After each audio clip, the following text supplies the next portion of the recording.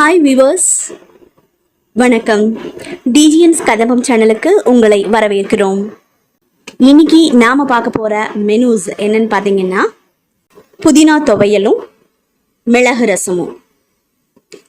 வாங்க எப்படி செய்கிறாங்கன்ட்டு பார்க்கலாம். அதுக்கு முன்னாடி எங்கள் சேனலை நீங்கள் இன்னும் சப்ஸ்கிரைப் பண்ணலைன்னா சப்ஸ்கிரைப் பண்ணுங்கள். பார்த்து முடிச்சதுக்கப்புறம் லைக் பண்ணுங்கள், ஷேர் பண்ணுங்கள், கமெண்ட் பண்ணுங்கள். பெல் ஐக்கானை மறக்காமல் ப்ரெஸ் பண்ணுங்கள். சப்ஸ்கிரைப் பண்ணும் போதே ஆளுங்கிற பட்டன் இருக்கும், அதையும் ப்ரெஸ் பண்ணுங்கள். பாருங்கள், செய்முறை விளக்கம் எண்டில் சொல்லியிருக்காங்க. ஸோ வீடியோவை ஸ்கிப் பண்ணாதீங்க, எண்டு வரைக்கும் பாருங்கள். அப்போ தான் நான் அடுத்தடுத்து போடுற வீடியோஸு உங்களுக்கு இமீடியட்டாக ரீச் ஆகும். ஸோ நாங்கள் போடுற வீடியோஸ் உங்களுக்கு ரொம்ப யூஸ்ஃபுல்லாக இருக்கும்னு நினைக்கிறேன். ரசமும் புதினா துவையலும் எப்படி செய்யறதுங்கிறத செய்முறை விளக்கமும் கொடுத்துருக்காங்க, அதையும் கேளுங்க. வாங்க வீடியோக்குள்ள போலாம்.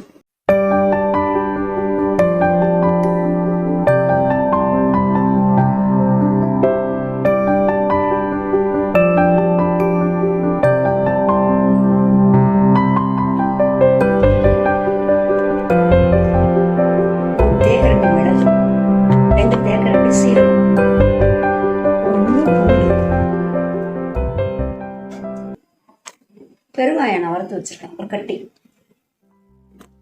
அப்புறம் ஒரு எலுமிச்சம்பழம் அளவு புளி, ஒரு 3 காஞ்ச மிளகாய், 2 தக்காளி,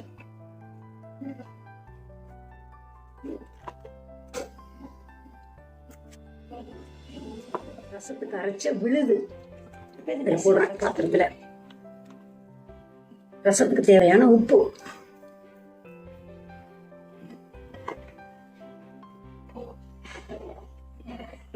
சின்ன தேக்கரண்டி மஞ்சள், இதுக்கு கருவேப்பிலை, கொத்தமல்லி. சரியா?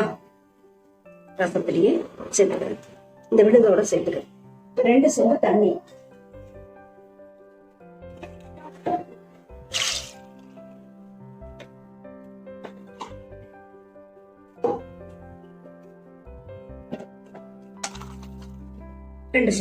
இந்த அளவுக்காக சொல்றேன். இது நான் எல்லாமே ஒன்னா கரைச்சிடுவேன். மிளகு, சீரகம், காஞ்ச மிளகா, பூண்டு, தேவைக்கேற்ப தக்காளி, அப்புறம் கருவேப்பிலை, கொத்தமல்லி, தேவைக்கேற்ப உப்பு, ஒரு சிட்டிகை மஞ்சள், பெருங்காயம், இத்தனையும் நான் ஒன்னாதான் சேர்த்து கரைச்சிட்டேன். தனித்தனியா இல்லை, ஒன்னா கரைச்சிட்டேன். இப்போ கொதிக்க வச்சு தாளிக்கணுங்கிறதே இல்லை. ஒரு தேக்கரண்டி நெய் விட்டா போதும், தனிச்சு தாளிக்கணும்னு இல்லை. எவ்வளோ நேரம் ஆகும் கொதிக்கிறதுக்கு? 10 நிமிஷம் ஆகும்.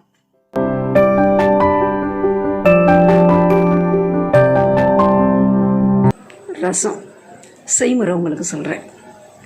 ஒரு 4 பேருக்கு சாப்பிட்ற மாதிரி ஒரு 100 கிராம் தக்காளி போட்டுக்கலாம், ஒரு முழு பூண்டு வச்சுக்கலாம், ஒரு 3 தேக்கரண்டி மிளகு வச்சுக்கலாம், 1.5 கரண்டி சீரகம் வச்சுக்கலாம், ஒரு எலுமிச்சம்பழம் அளவு புளி, பெருங்காயம் ஒரு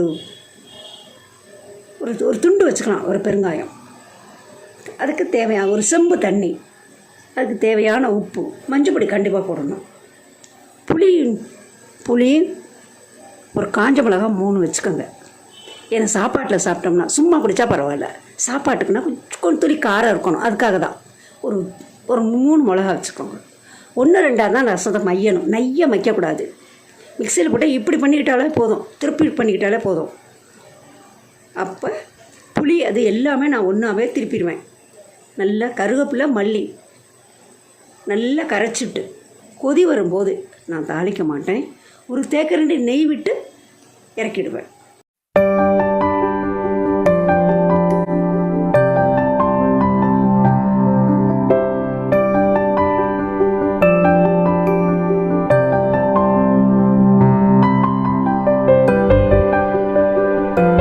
சட்னி பண்றதுக்காக இப்ப நம்ம ரெடி பண்ணிட்டு இருக்கிறோம். சோ இப்ப என்னன்னா 50 கிராம் நல்லெண்ணெய் விட்டுருக்கீங்க. நெக்ஸ்ட் 2 கட்டு மல்லி, 2 கட்டு மல்லி, 2 கட்டு புதினா, 2 கட்டு புதினா. ஆமா. இப்ப இஞ்சி 50 கிராம் இஞ்சி இது போடுறேன். போடும்போது ஸ்டவ் கம்மி பண்ணிக்கணும், ஏன்னா வெடிக்கும்.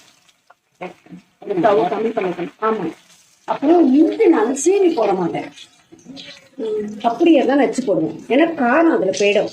சீவிட்டோம்னா காரம் அதில் நிறைய இருக்காது. 20 மிளகா போடுவேன். 20 மிளகா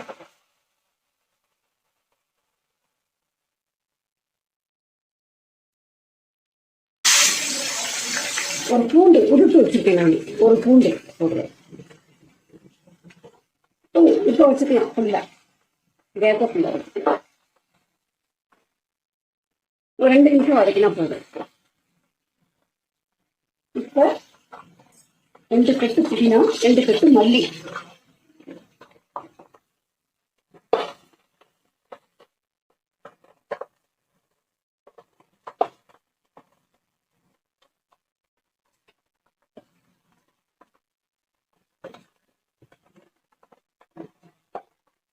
இதுக்கு தேவையான அளவு உப்பு,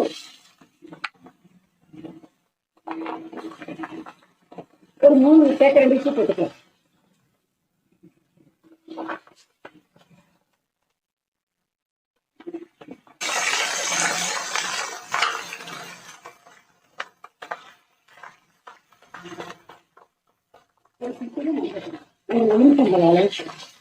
ஒரு 25 கிராம் புளி போட்டுக்கலாம். 25 கிராம் புளி போட்டுக்கலாம்.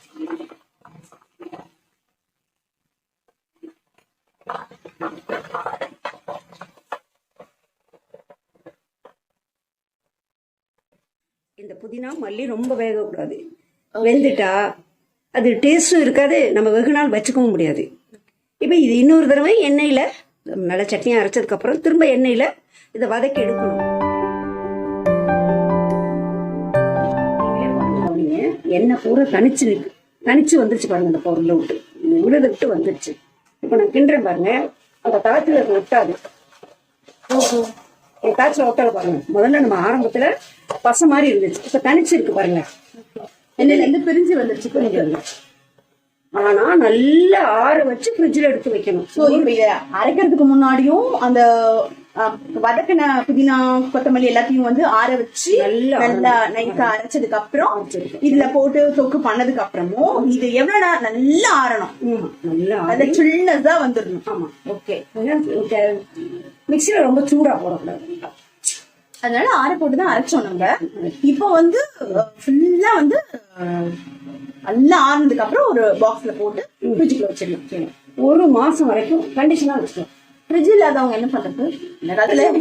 ஃப்ரிட்ஜ் இருக்கு, பாட்டில போட்டு வச்சக்கூடாது. எடுக்கும் போது ஈரம் இல்லாத தேக்கரண்டி வச்சு எடுத்தோம்னா கெட்டே போகாது. இப்ப நான் என்ன கேக்குறேன்னா, ஃப்ரிட்ஜ் இல்லாதவங்க இந்த புதினாவை எவ்வளவு நாளைக்கு வச்சுக்கலாம்? 10 நாள் வச்சுக்கலாம். புதினா சட்னி செய்முறவங்களுக்கு சொல்கிறேன். புதினா 2 கட்டு, மல்லி 1 கட்டு, காஞ்ச மிளகா ஒரு 15, இஞ்சி ஒரு துண்டு, உங்கள் தேவைக்கு ஏற்ப வச்சுக்கலாம்.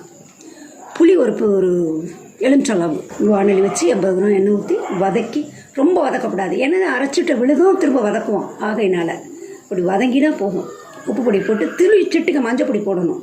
ஏன்னா கீரையாக இருக்கு இல்லையா, அதனால் வதக்கி எடுத்துட்டு நல்லா சுத்தரவாக ஆறுனதுக்கப்புறமா மிக்சியில் போட்டு அரைச்சிட்டு திரும்ப ஒரு 50 கிராம் நல்லெண்ணெய் ஊற்றி வானலியில் எண்ணெய் கொதிக்கும் போது ஸ்டவ்வை ஃபுல்லாக ஆஃப் பண்ணிக்கணும். ஏன்னா விழுது கொட்டும் போது கையில் தெரிக்கும்.